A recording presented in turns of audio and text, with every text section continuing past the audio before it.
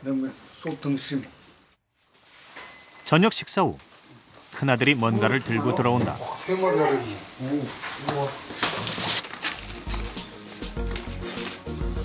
부자간 합의하에 야식으로 치킨을 배달시킨 것이다. 살쪄도 먹고 싶은 거 먹어야 되는 거 아니야? 많이 삶았죠. 고기 많이 먹는 것도 제가 옛날에 고기 엄청 먹었어요. 진짜 거짓말이 아니라 돼지 반마리를 냉장고에 사다 놓고 그 셋이서 맨날 뜯다가 구워 먹고 막 그렇게도 지내보고. 40대까지만 해도 건강하던 최희만 씨. 그런데 체중 증가와 함께 고혈압이 찾아왔고 이것은 생활 습관과 무관하지 않다. 가족력이라고 하는 것이 유전적인 요인으로 결정되는 게 한 20-30% 정도 되고요. 그리고 환경적인 요인과 자기의 생활 습관으로 결정되는 부분이 60-70% 이상 되기 때문에 예를 들어서 고혈압 같은 경우는 짜게 먹는 것, 또 운동을 안 하는 것, 또 체중이 많이 느는 것들이 다 위험 요인이 될 수 있거든요. 그러니까 이런 위험 요인이 더해지지 않으면 고혈압이 발생하지 않는 경우가 60% 이상이라는 얘기니까. 최희만 씨와 마찬가지로 큰아들 역시 고혈압 가족력을 보유하고 있다. 그렇다면 현재 그의 건강은 어떤 상태일까?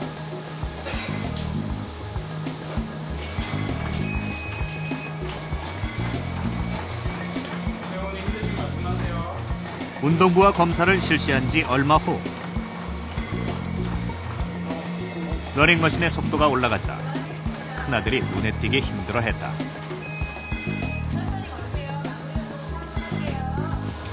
그만큼 운동량이 부족했다는 얘기다. 한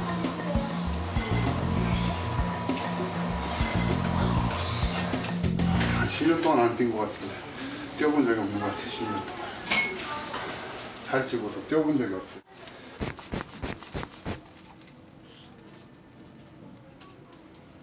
다음은 혈압을 측정했다. 30에 85, 고혈압으로 정의되지 않지만 우리가 지금 말하는 고혈압 전 단계라고 얘기를 합니다. 근데 이제 혈압을 낮추고 나면 좀 몸이 가볍다든지 머리가 고혈압 전 단계 판정을 받은 아들. 건강에 대한 옐로 카드를 받은 셈이다. 미국 고혈압 합동위원회 보고서에서는 고혈압 전 단계는 지속적인 관리가 필요하며 혈압이 조금씩 상승할 때마다 심혈관계 질환 위험이 높아진다고 경고하고 있다. 나이가 젊었기 때문에 동맥경화증이 지금 발현되지 않았을 뿐이지만 앞으로 추후에 이제 관찰하게 되면 다른 사람보다도 조기에 그런 동맥경화증이 발생되고 또 그런 위험 인자들이 조기에 노출될 수 있을 가능성이 충분히 있습니다. 가족력이 있다는 것은 반드시 그 질병에 걸린다는 것이 아니라 단지 그 질병에 걸릴 확률이 다른 사람에 비해 조금 더 높다는 것을 의미합니다. 그리고 더욱 중요한 것은 그 확률 역시 예방과 조기 진단을 통해 얼마든지 낮출 수 있다는 것입니다. 작년부터 김영일 씨 댁 식탁에 변화가 생겼다. 기름기 있는 음식과 육류를 줄이고 섬유질이 많은 음식을 늘렸다. 굽거나 튀긴 음식, 간이 센 음식들을 없애니 더부룩하던 속이 편해졌다. 그러자 입맛 역시 몸을 따라가기 시작했다. 옛날에는 조금 잘 해먹는 것은 아니지만 조금 더 싱겁게 해. 변화를 결심한 이유는 대장암으로 돌아가신 어머니 때문이었다. 우리가 음식을 너무 좀 짜게 먹고 맵게 먹고 그런 원인이 아닌가. 많이 이렇게 아프시다가 하는 게 아니고 그리고 알고 나서 한 6개월 있다 돌아가셨나? 그랬어요. 그래가지고 돌렸죠, 식구들이 다. 서울시 강동구의 대장 전문 병원. 김영일 씨가 병원을 찾은 이유는 수술 결과를 보기 위해서다. 네, 요게 이제 대장암 가족력이 걱정되어 매년 정기 검진을 받은 김영일 씨.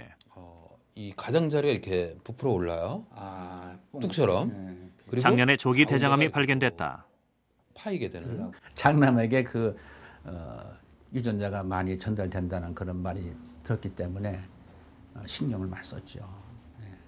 사실 그래서 또 조기 발견이 된 거고, 사실 와서 보니까 환자들이 그 폐로 전이가 되고 간으로 전이가 되고 그런 분들이 많으시더라고요. 근데 그분들보다는 빨리 제가 조기 진단이 됐고 그런데 전이가 안 됐기 때문에 대장암 초기의 완치율은 90% 이상. 김영일 씨는 가족력에 미리 대비한 덕에 간단한 수술 뒤 일상생활로 복귀할 수 있었다. 없습니다. 예, 좋으시네요. 여러 가지 요인으로 발생하는 대장암. 그런데 그중 약 4분의 1은 가족력과 유전적 요인이 작용한다. 조기 검진을 통한 예방이 최선의 방법인 셈이다. 이 가족 중에서, 직계 가족 중에서 한 명이 대장암이 발생했으면은 대장암의 발생 확률이 2배에서 2.5배 정도 높아진 걸로 돼 있고요. 만약에 2명이 대장암이 발생했다면은 4배에서 4.5배 정도 대장암이 많이 발생합니다. 따라서 이러한 그 가족력이 있는 집안에서는 이 35세 내지 40세부터는 대장암 검사를 하는 것이 원칙이겠습니다. 봄 기운이 완연한 경남 양산. 매화꽃 만발한 해발 500m의 산중턱.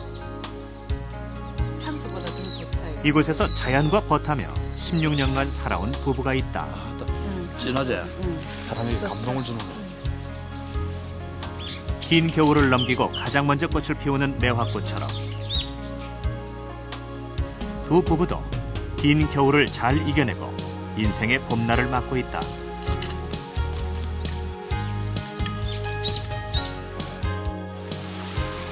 부부가 자연을 삶의 터전으로 택한 데는 남다른 사연이 있다.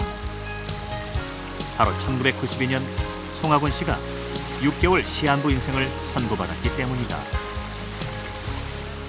뭐 6개월밖에 못 산다 하니까 담담하지 뭐 그냥. 아, 이 죽었구나 이제 끝났구나. 근데 뭐 지금부터 16년 전이니까 그때만 해도 암이 많이 안 걸렸거든요. 그러니까 그때만 또 암 걸린 사람 다 죽었어요 그냥. 그 자체가 죽음이라. 그런데 뭐 검사하면서 뭐 왜 이렇게 되도록 방치했나 이런 소리를 하니까 그건 뭐 완전히 뭐 경험 안 해보고는 모르죠.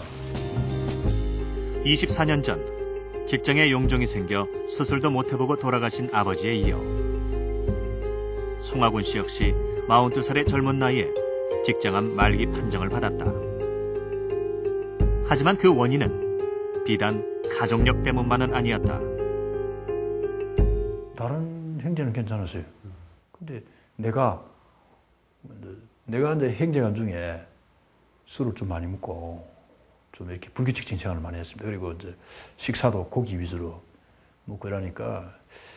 근데 고기 위주로 먹는다고 다 병이 나는 건 아닌데 내가 좀 그 밤샘도 많이 하고 이랬거든요. 근데 여러 가지 복합적이겠죠. 유전적인 것도 있고.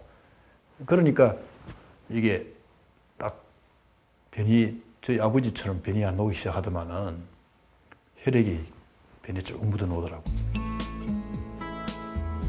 수술 후 가장 먼저 바뀐 것은 식습관이었다. 채식 위주로 식습관을 바꾸되 영양적으로 부족함이 없게 먹는 것이다. 특히 고기 대신 단백질 섭취를 위해서 비트로색까지 재현해낸 밀고기를 섭취한다. 통밀가루와 콩을 섞어 만든 밀고기에는 갖은 견과류를 넣어 식물성 지방까지 섭취할 수 있도록 했다. 육식을 이제 수술 후에는 일체 지금 안 먹고 있거든요. 그래서 이제 그 채식으로 이제 밀고기를 만드는데 여기에 이제 영양은 뭐 소고기나 돼지고기 뭐 짧게 많이 들어가 있습니다. 여러 가지 견과류를 가지고 하니까. 송하군 씨의 건강 원칙은 단순하다. 점심은 현미밥을 중심으로 직접 키운 유기농 채소와 밀고기, 섬유질이 풍부한 음식들을 양념 없이 담백하게 곁들인다.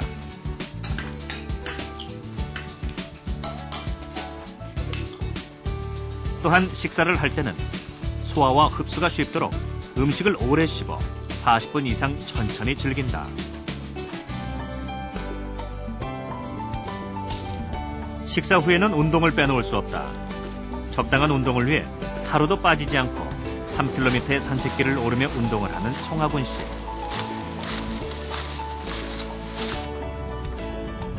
산책의 마무리는 스스로 개발한 깊은 숨 호흡법이다. 신선한 산소를 깊이 들이마시며 하루를 돌아보는 것이다.